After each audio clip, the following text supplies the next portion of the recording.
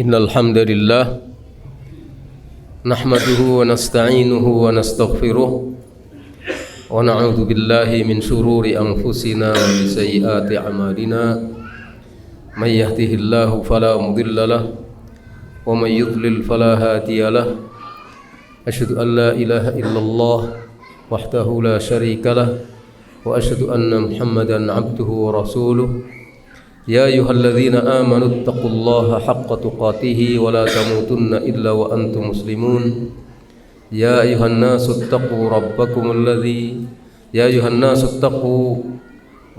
ladzi khalaqakum min nafsin wahidah wa khalaqa minha zawjaha wa batta minhuma rijalan katsiran wa nisaa'a wattaqullaha alladzi tasaaluna bihi wal arham innallaha kana 'alaikum raqiba.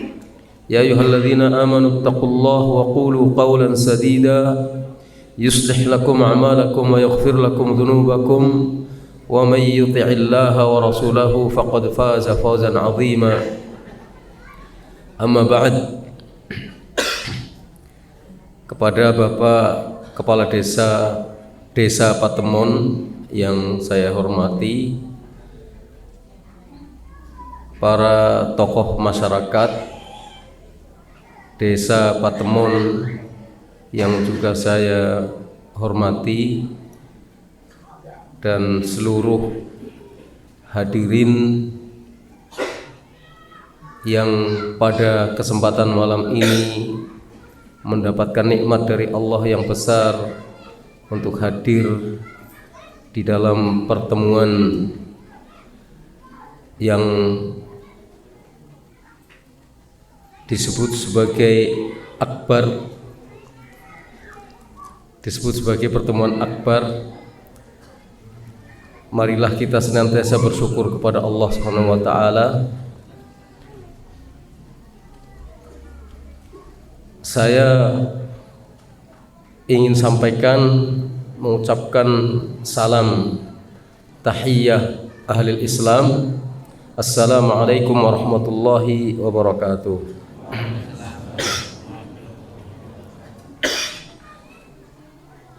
Sesungguhnya saya merasa senang sekali, bergembira dan berbahagia berjumpa dengan masyarakat Desa Patemon.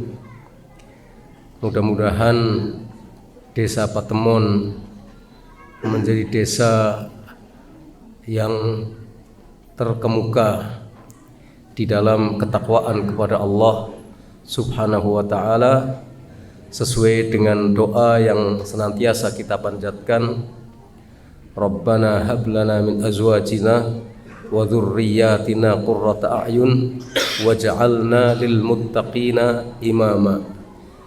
Doa yang terakhir itu bunyinya waj'alna lil muttaqina imama.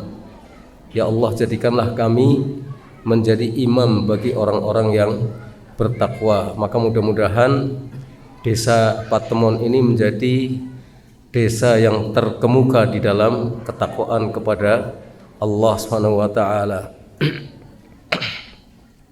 Hadirin yang dirahmati Allah Subhanahu wa taala, putra maupun putri, marilah kita merenung sejenak. Sesungguhnya yang ingin saya sampaikan itu hanya mengingatkan saja. Barangkali ada yang lupa di antara kita tentang tujuan hidup kita. Jadi sebenarnya mengapa kita menjalani kehidupan ini? Untuk apa sesungguhnya Allah menjadikan kita hidup di muka bumi ini? Mengapa kita bekerja? Mengapa kita mencari duit? Mengapa kita ngaji? Untuk apa kita ngaji? Untuk apa kita belajar Islam? Untuk apa kita menjadi pegawai, untuk apa kita mengajar dan seterusnya. Mari kita mencoba merenungkan itu semuanya supaya kita tidak lupa hakikat dari hidup kita,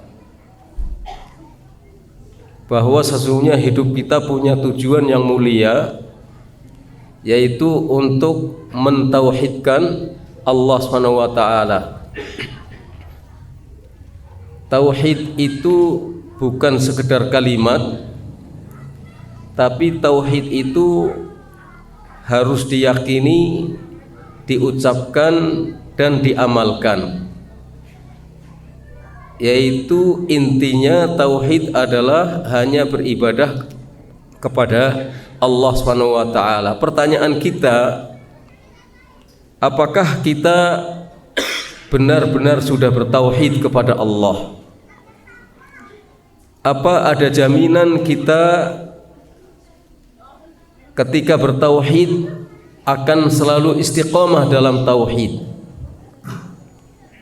Apakah kita benar-benar sudah beribadah kepada Allah Subhanahu wa taala? Dan ketika kita beribadah kepada Allah, apakah ibadah kita sudah benar sesuai dengan tauhid?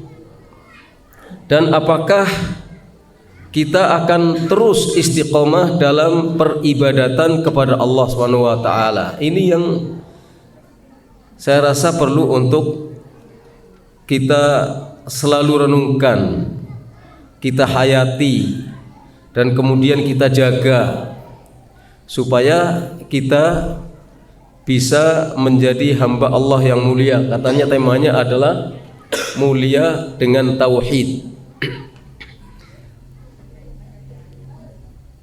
Kita perlu merenungkan itu. Jangan-jangan kita belum bertauhid. Jangan-jangan masih ada noda-noda kotoran yang mengganggu kemurnian tauhid kita. Jangan-jangan ada hal-hal yang masih merusak ibadah kita. Karena kita hidup bukan ditentukan oleh diri kita sendiri, dan kita hidup tidak ditentukan oleh orang lain, tetapi hidup kita ditentukan oleh ketentuan-ketentuan Allah Subhanahu wa taala. Kita hidup di muka bumi ini sesungguhnya hanya ujian supaya beribadah kepada Allah Subhanahu wa taala. Dan kita semuanya sudah pernah mendengar dan sering mendengar bahwa Allah berfirman, "Wa ma khalaqtul jinna wal insa illa liya'budun." Aku tidak menciptakan jin dan manusia kecuali supaya beribadah kepadaku saja. Jadi tujuan kita diciptakan oleh Allah sesungguhnya hanya untuk beribadah kepada Allah saja. Dan itulah tauhid. Itulah hakikat daripada tauhid. Ibadah kita hanya kita persembahkan kepada Allah Subhanahu wa taala. Dan inilah risalah yang diemban oleh setiap Rasul Allah. Untuk tujuan inilah Allah mengutus Rasul-Rasulnya, dan untuk tujuan inilah Allah menurunkan kitab-kitabnya. Walaqad ba'atsna fi kulli ummatin rasulan an i'budullaha wajtanibut taghut. Sesungguhnya kami telah mengutus setiap rasul kepada setiap umat agar rasul itu menyerukan kepada umat masing-masing, u'budullah wajtanibu at-taghut. Sembahlah Allah saja, beribadahlah hanya kepada Allah dan jauhi taghut. Nabi Nuh alaihi salatu wassalam, begitu juga nabi-nabi yang sesudahnya, Hud, Syuaib, Saleh dan seterusnya, itu ketika diutus selalu menyampaikan kepada umatnya, u'budullah ma lakum min ilahin ghairuh. Sembahlah oleh kalian Allah saja, karena tidak ada sesembahan, tidak ada Tuhan yang berhak disembah kecuali hanya Dia saja, Allah saja. Itu yang disampaikan oleh seluruh Nabi Allah sampai kepada Nabi kita Muhammad SAW, diutus hanya untuk menjadikan umat manusia yang hidup di muka bumi ini hanya beribadah kepada Allah saja. Itulah tauhid. Jadi kalau kita hidup kemudian lupa akan tujuan mengapa Allah menciptakan kita, artinya kita sudah mulai melakukan penyimpangan dalam kehidupan ini. Kalau hidup kita keluar dari rel, mengapa nabi-nabi diutus? Kenapa kitab-kitab Allah diturunkan? Keluar dari rel itu berarti kita sudah mulai melakukan penyimpangan. Jadi marilah kita berusaha untuk taat, menjalankan apa yang untuk itulah kita dicipta, yaitu untuk mentauhidkan Allah, untuk hanya beribadah kepada Allah Subhanahu wa ta'ala. Letak mulianya seseorang itu di sini. Mau jadi apapun kita, apakah kita menjadi kepala rumah tangga, kita menjadi anak, kita menjadi guru, kita menjadi murid, kita menjadi rakyat, kita menjadi penguasa, kita menjadi tetangga, menjadi pedagang, menjadi apa saja, letak kemuliaannya terletak pada apakah dia bertauhid kepada Allah atau tidak, beribadah kepada Allah saja atau tidak. Dan kemuliaan seseorang ini jangan hanya terpaku pada mulia secara duniawi. Untuk apa seseorang mulia secara duniawi? Uangnya banyak, jabatannya banyak, rangkap-rangkap misalnya. Kemudian sukses dalam segala bidang, anaknya banyak, sukses semuanya. Tapi ternyata dia lupa keluar dari rel yang dimaksudkan oleh Allah mengapa kita dicipta. Keluar dari rel yang para rasul Allah itu diutus, maka kemuliaan itu adalah kemuliaan sesaat. Kehidupan dunia itu tidak ada artinya. Mulia yang sesungguhnya adalah apabila kita sukses masa depan kita di akhirat. Jadi kita harus mempunyai pandangan yang jauh tentang kehidupan ini. Sukses masa depan bukan sukses di dunia, karena di dunia ini di dalam kalimat syar'i adalah sukses ajil, yang sekarang bukan masa depan. Dunia ini disebut yang sekarang, ajil, yang sekarang, bukan masa depan.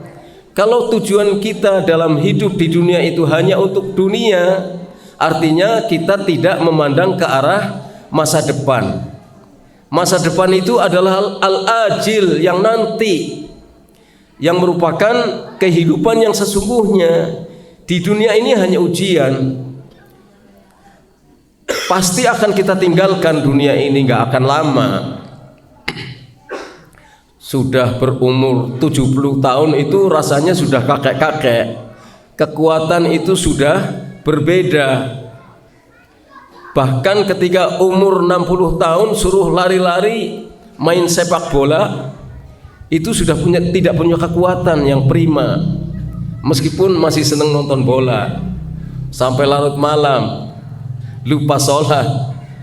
Padahal seharusnya umur-umur yang segitu itu adalah umur-umur yang sudah senja.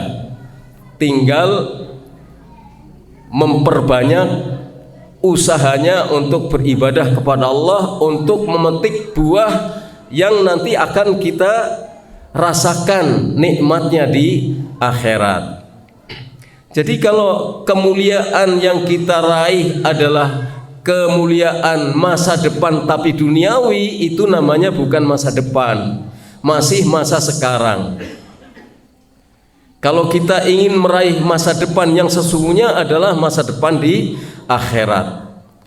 Kalau hidup kita fokusnya adalah untuk meraih masa depan akhirat, masa depan dunia itu akan ikut terbawa. Meskipun menurut pandangan orang secara duniawi mungkin kita dianggap gagal, tapi kita merasa itu adalah satu kesuksesan, karena kepuasan kita di dunia ini ketika kita bisa beribadah kepada Allah Subhanahu wa taala dan istiqomah dalam beribadah, kemudian husnul khatimah. Husnul khatimah. Jadi dengan bertauhid kita akan mulia. Coba misalnya kita renungkan satu ayat yang merupakan lawan dari tauhid. Allah berfirman dalam surat Al-Maidah ayat 72, innahu may yusyrik billahi faqad harrama alaihil jannah wa ma'wahun nar wa ma lidh-dhalimina min ansar. Sesungguhnya barang siapa yang mempersekutukan Allah, yang tidak bertauhid, yang di samping beribadah kepada Allah tapi dia juga beribadah kepada yang selain Allah, tidak murni ibadahnya hanya kepada Allah, ada unsur-unsur yang bernilai peribadatan masih dipersembahkan kepada selain Allah, itu namanya orang yang yusyrik billah, mempersekutukan Allah. Maka kata Allah, faqad harrama alaihil jannah, Allah haramkan baginya sorga. Sedangkan sorga adalah tempat yang mulia, tempat di mana orang akan bisa bersenang-senang, bersukaria sepuas-puasnya. Di sorga nanti, di dunia mana ada orang yang bisa bersenang-senang sepuas-puasnya? Enggak ada. Di dunia enggak ada yang bisa memuas-muaskan diri dengan sepuas-puasnya, dengan sempurna tanpa kekurangan. Enggak bisa di dunia. Sekaya apapun orang, makannya sudah dibatasi. Makan daging itu enggak boleh, nasinya ditakar, asam uratnya sering kambuh, stroke, gula, kaya dengan gula, tapi nggak boleh makan banyak-banyak gula. Itu di dunia nggak bisa. Tapi kalau kita ingin sepuas-puasnya merasakan kenikmatan sempurna, itu hanya ada di sorga. Tapi itu diharamkan. Sorga diharamkan oleh Allah bagi orang yang yusyrik billah, mempersekutukan Allah Subhanahu wa taala, tidak bertauhid. Wa ma'wahun nar, tempat kembalinya, tempat tinggalnya, tempat berdiamnya adalah neraka. Neraka nar, api. Neraka itu adalah tempat yang sangat panas karena materinya adalah api. Api yang bahan bakarnya batu dan manusia. Yang Allah Subhanahu wa taala sudah janjikan kepada neraka, la amla anna jahannama minal jinnati wan nasi ajma'in. Sungguh kami akan penuhi jahannam dengan manusia dan jin. Makanya jahannam itu bertanya kepada Allah nanti, hal min mazid, ya Allah, mana tambahannya supaya kami jadi penuh penghuninya. Karena jahannam itu luas, Neraka jahanam itu luas dan gelap gulita. Tapi orang-orang yang masuk ke neraka jahanam itu ketika manusia-manusia dan jin-jin yang kafir itu masuk ke dalam jahanam, tempatnya masih longgar, makanya jahanam masih minta tambahan kepada Allah. Mana tambahannya ya Allah? Katanya kami mau dipenuhi. Sampai akhirnya Allah menjadikan sisi-sisi dan dinding-dinding jahanam itu dijadikan menyempit, akhirnya penuh. Itu salah satu bentuk kasih sayang Allah Subhanahu wa taala. Allah berjanji akan memenuhi jahanam dengan manusia dan jin yang memang layak menjadi penghuni jahanam. Wa ma'wahun nar, orang yang musyrik kepada Allah itu tempatnya adalah neraka. Enggak boleh dianggap main-main. Allah, apa neraka itu? Allah kan maha kasih sayang. Nanti saya cuma salah sedikit saja. Lu enggak boleh kita punya keyakinan yang semacam itu tanpa ada usaha untuk memperbaiki diri kita. Maka itu adalah kehinaan, bukan kemuliaan. Ketika masuk neraka tidak ada lagi kemuliaan, karena isinya adalah siksaan dahsyat. Kalau dia musyrik, syirik akbar, maka akan kekal di dalam neraka, wal iyadu billah. Wa ma lidh-dhalimina min ansar. Bagi orang-orang yang zalim tidak akan ada seorang penolong pun. Maksudnya bagi orang-orang yang musyrik, yang mempersekutukan Allah, nanti di akhirat tidak akan ada yang bisa memberikan pertolongan. Tidak ayahnya, tidak anaknya, tidak familinya, tidak istrinya, tidak ada yang bisa memberikan pertolongan dari siksa api neraka. Maka kalau kita ingin mulia, ya harus dengan tauhid. Makanya Rasulullah SAW bersabda, "Man kana akhiru kalamihi la ilaha illallah, dakhalal jannah." Siapa yang pada akhir perkataannya, pada saat meninggal dunia, akhir perkataan yang diucapkannya adalah kalimat la ilaha illallah, dakhalal jannah, masuk surga. Kemuliaan.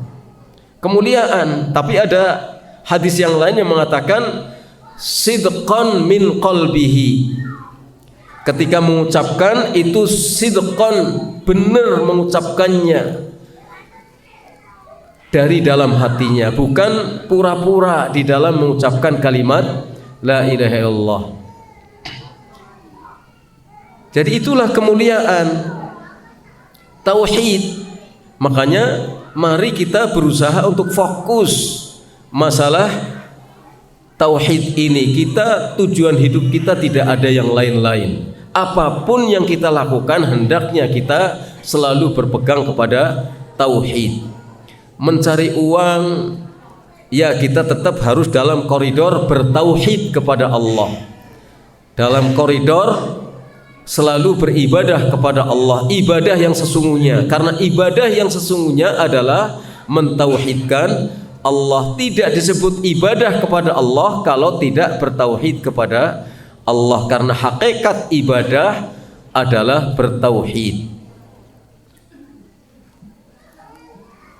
Jadi untuk apa untuk orang itu rajin sholat, rajin puasa, rajin ini, tapi ternyata dia rajin melakukan perbuatan syirik, rajin melakukan perbuatan yang merusak tauhidnya. Jangan sayang sholat kita, sayang puasa kita, sayang sedekah kita, sayang zakat kita. Sudah kita mengeluarkan uang, sudah kita mengeluarkan tenaga fisik, sampai rela bangun pagi-pagi untuk sholat subuh. Bahkan sebagian di antara kita rela untuk bangun malam sholat lail, tetapi juga tidak berusaha untuk meninggalkan hal-hal yang merusak tauhid.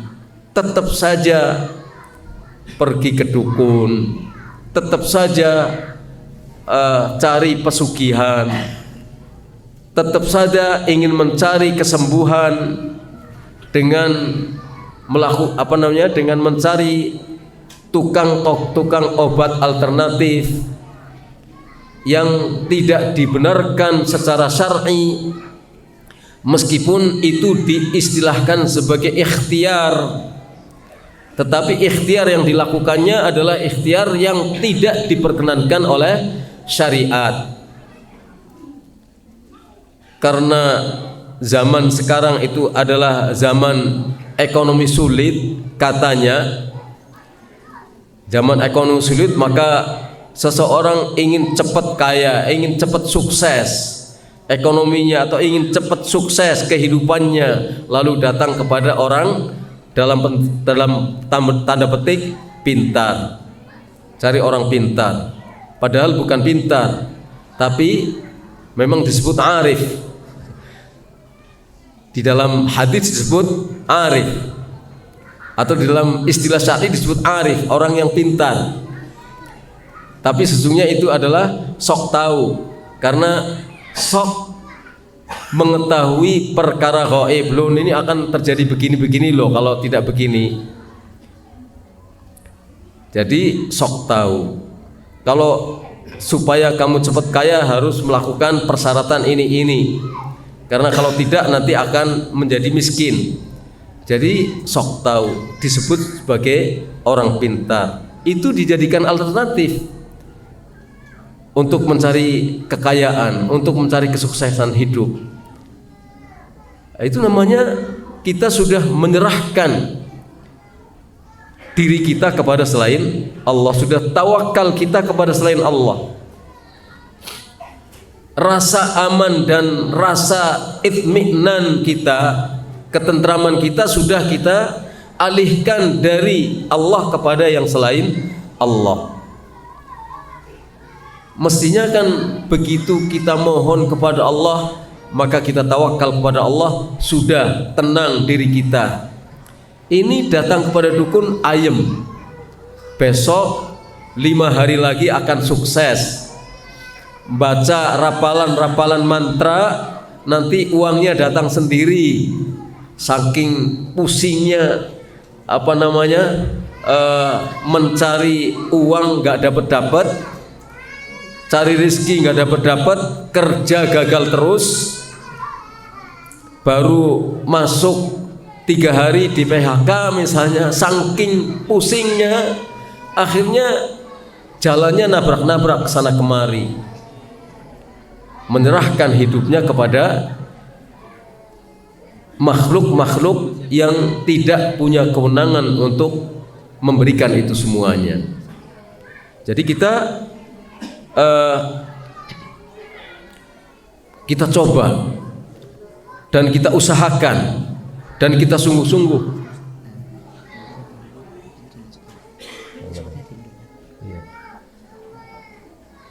Kita usahakan, kita upayakan agar kita senantiasa terus dalam ibadah kepada Allah, ibadah yang lurus dengan senantiasa bertauhid kepada Allah. Kita akan mendengarkan adzan dulu, lalu kita lanjutkan beberapa saat insyaallah. Wassallallahu ala nabiyina Muhammad wa ala alihi wa sahbihi ajma'in.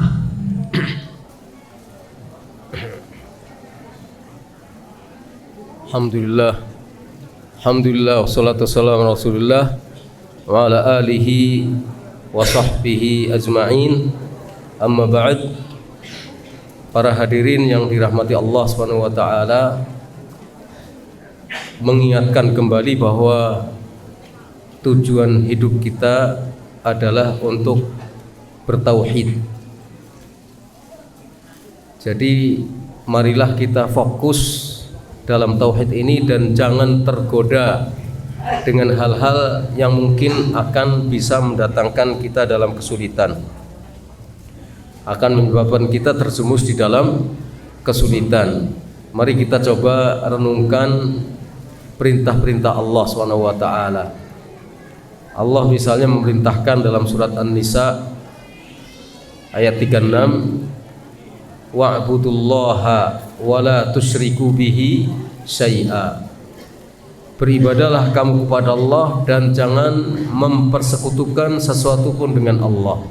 Artinya harus bertauhid. Ibadahnya hanya tertuju kepada Allah Subhanahu wa taala, dan seluruh macam ibadah hanya boleh kita serahkan kepada Allah. Dan tidak boleh mempersekutukan sesuatu pun dengan Allah. Mempersekutukan itu maksudnya menjadikan sesuatu yang selain Allah, baik itu batu, kayu, manusia, malaikat, nabi, sejajar dengan Allah. Itu arti mempersekutukan.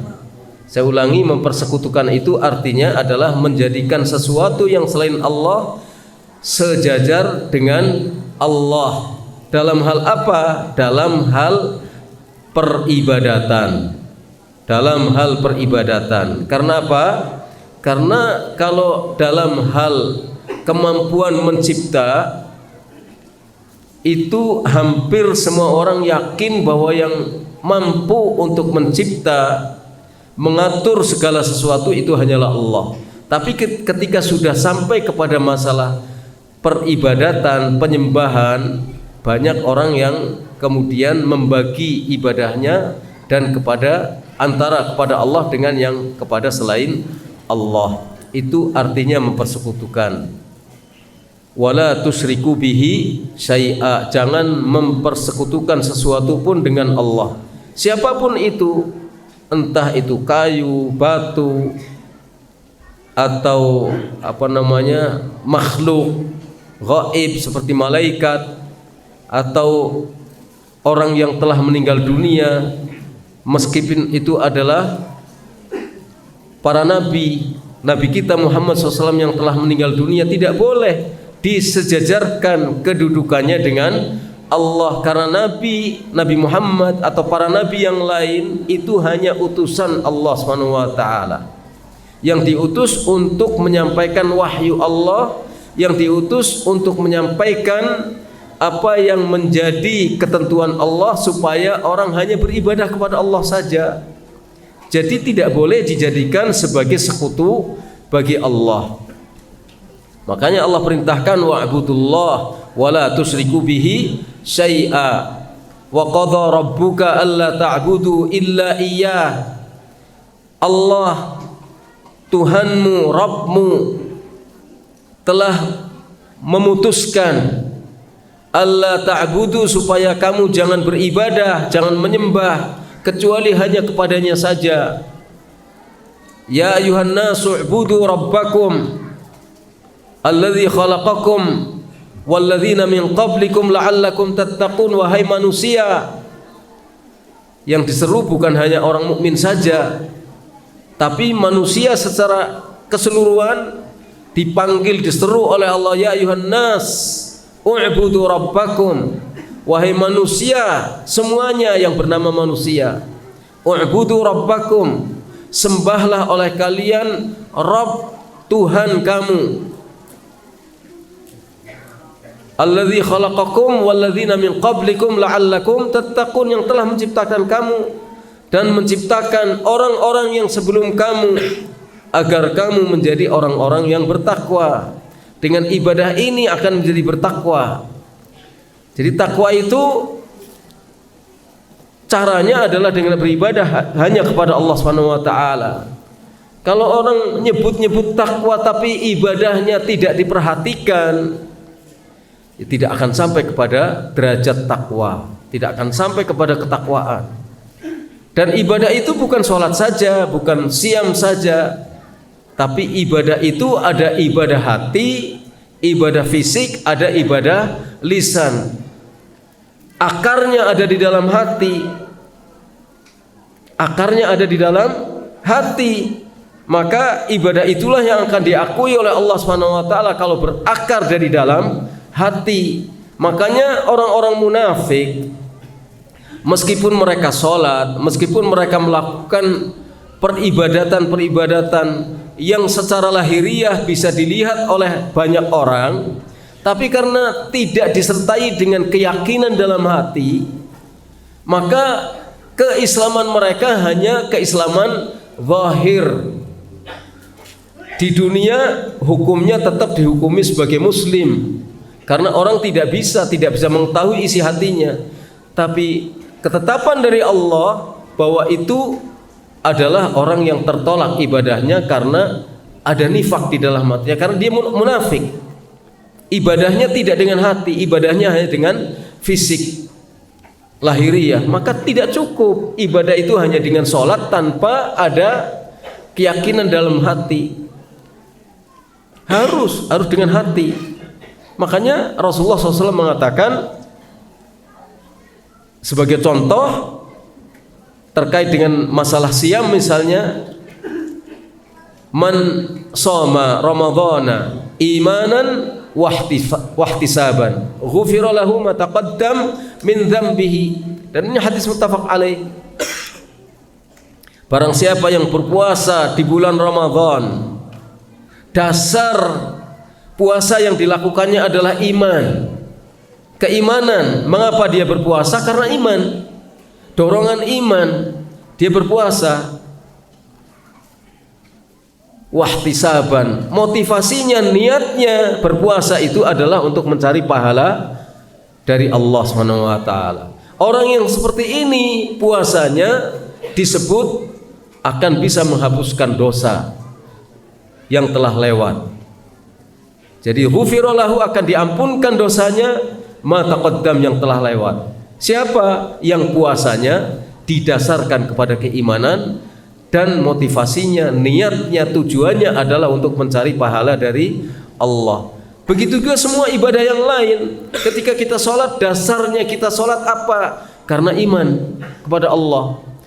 Kita yakin bukan sholat tanpa iman, tanpa akidah. Harus dengan akidah, tauhid. Sholatnya hanya untuk Allah Subhanahu wa taala. Dan kita yakin sholat ini adalah perintah dari Allah melalui Rasulullah SAW. Puasa, kita yakin ini perintah Allah melalui Rasulullah SAW. Zakat begitu juga. Jadi ibadah-ibadah itu adalah seharusnya menjadi lambang yang kita lakukan, harus kita lakukan karena kita beriman kepada Allah. Jadi bukan karena tetangga, bukan karena nggak enak sama orang lain, karena khawatir dicap sebagai orang yang tidak rajin sholat ke masjid. Bukan, tapi karena iman. Dasarnya adalah iman, tujuannya adalah untuk mencari pahala Allah Subhanahu wa taala, bukan mencari pahala manusia. Yang seperti itu akan diakui ibadahnya oleh Allah Subhanahu wa taala sebagai orang yang bertauhid. Dari akarnya, akar ibadah itu dari dalam hati. Lahir dalam perkataan yang baik, dalam tingkah laku yang baik. Makanya terkait dengan masalah ibadah yang intinya adalah tauhid itu, ulama menyebutkan, diantaranya adalah Syekhul Islam Ibnu Taimiyah mengatakan bahwa al-ibadah ismun jami'un li kulli ma yuhibbuhu Allah wa yardah minal aqwali wal af'ali adh-dhahira wal batinah. Ibadah itu adalah ibadah itu adalah satu ungkapan yang mencakup semua apa yang dicintai dan diridhai oleh Allah, baik itu perkataan maupun perbuatan, lahir atau batin. Asal itu dicintai dan diridhai Allah, maka itu adalah ibadah. Maka iman itu adalah ibadah. Iman itu adalah ibadah. Takwa itu adalah ibadah. Tawakal itu adalah ibadah. Ta'ah itu adalah ibadah. Cinta kepada Allah adalah ibadah. Cinta kepada Nabi adalah ibadah. Sebagai perwujudan dari tauhid kita kepada Allah. Mencintai sesuatu yang dicintai oleh Allah itu adalah ibadah. Menyintai orang yang dicintai oleh Allah itu adalah ibadah. Sebagai perwujudan tauhid kita kepada Allah SWT. Dengan begitu kita akan menjadi hidup mulia.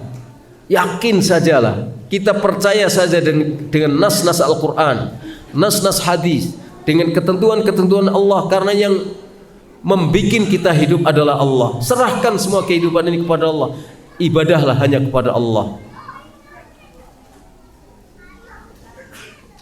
Dan itu harus ikhlas. Jadi dengan cara demikian maka kita akan mulia hidup kita di dunia ini dan di akhirat nanti. Jadi yang kita kejar kemuliaan hidup dunia akhirat, bukan dunia saja. Dan kemuliaan dunia tidak selalu diukur dengan harta. Tidak selalu diukur dengan kelonggaran hidup. Tidak selalu diukur dengan rumah yang banyak, yang besar, atau kendaraan yang mewah. Tidak selalu diukur dengan hal yang demikian. Meskipun dia tidak punya apa-apa hidupnya di dunia, tapi dia punya akidah yang kuat, punya prinsip yang kuat, tidak terpengaruh oleh apapun. Dia selalu berpegang kepada kalimah tauhid. Dan kita harus percaya dengan sabda Rasulullah SAW bahwa man kana akhiru kalamihi la ilaha illallah dakhalal jannah. Jannah itu yang menjadi tujuan kita. Siapa yang pada akhir perkataan yang diucapkannya adalah kalimat la ilaha illallah, maka dia masuk surga. Ya, jadi bapak-bapak dan ibu-ibu sekalian, para hadirin sekalian, fokus kita adalah itu. Jangan terganggu dengan yang macam-macam. Jangan tergoda dengan hal-hal yang lain yang menyebabkan tauhid kita menjadi rusak. Karena zaman ini zaman banyak fitnah, banyak tantangan yang kita hadapi, banyak masalah yang kita hadapi. Dan salah satu yang disebutkan oleh Rasulullah SAW adalah apa yang terdapat di dalam Sahih Bukhari, inna baina yaday sa'ah la ayyama, sesungguhnya sebelum terjadi hari kiamat itu ada hari-hari yanzilu fihal jahal, di mana pada hari-hari itu banyak kebodohan. Kebodohan di sini maksudnya bukan bodoh tentang teknologi, bukan, tapi bodoh tentang Islam, tidak mengerti tentang agama Islam. Kaum muslimin banyak, orang Islam itu banyak, tapi banyak kaum muslimin yang tidak mengerti agama Islam. Ya, banyak orang Islam yang tidak mengerti agama Islam. Banyak kebodohan. Wa yurfa'a fihal ilmu, diangkat ilmu, dihilangkan ilmu. Semakin banyak para ulama yang meninggal dunia, ulama-ulama yang ahli dalam ilmu agama, semakin banyak yang diwafatkan oleh Allah.